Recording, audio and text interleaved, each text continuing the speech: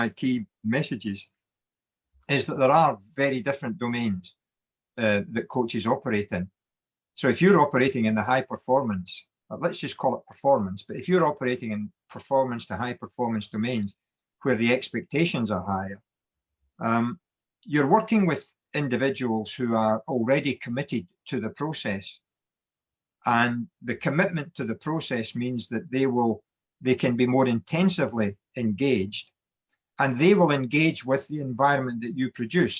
So if you have high expectations and high demands in that environment, you're working with those who are already committed and see some reward at the end of it. Before you get to that stage, if you're working with in a what I would call a more participation, children's often, usually children, but you can be adults as well. The level of reward there is more immediate. The level of reward is that I need to be able to enjoy myself, because if I don't enjoy myself, I'm not coming back. The coach has to work harder to create an environment in which there is greater variety, there's greater immediate success, that individuals can feel engaged. In coaching, when we coach, it's really narrowed down to 3 P's: participation, progression, and performance. Participation, progression, and performance. So by participation, I'm talking about the engagement piece. We've got to help players engage in our activities, in every activity in our sessions, in every session, every week, every month, every season, and hopefully for a lifetime. Maybe. And then we've got the second P, progression. Most coaches, if not all, are probably invested in learning and growing, helping their people, their players to learn, and helping their people, their players to grow.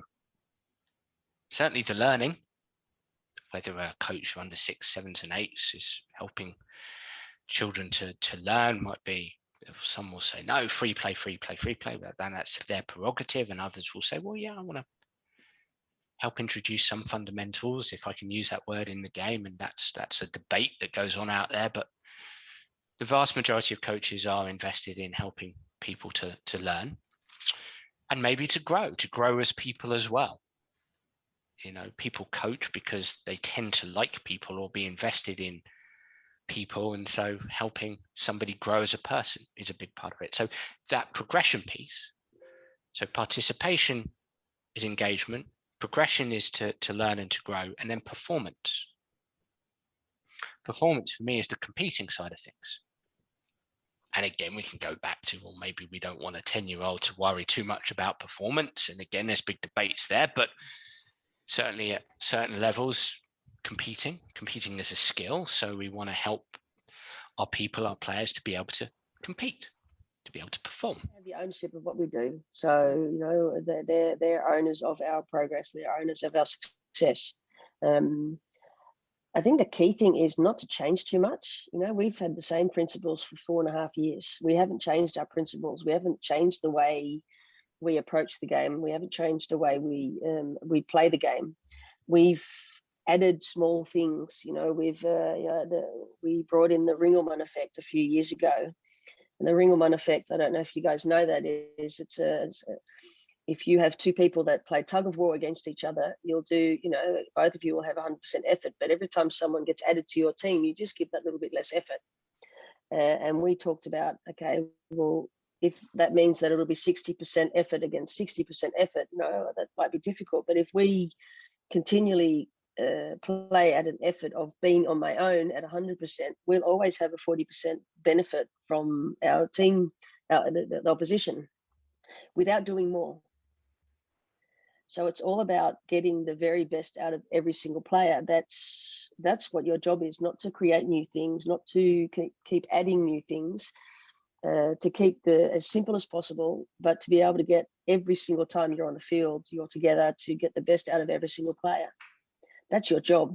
And I think most people would be surprised when I don't complicate things. Simple is as Simple is difficult enough. Simple, you know, driving from A to B is difficult enough because you have people unexpectedly walking in front of the car, and the sun's shining in your eyes. It might be raining, that, you know, the babies might be crying in the back of the car.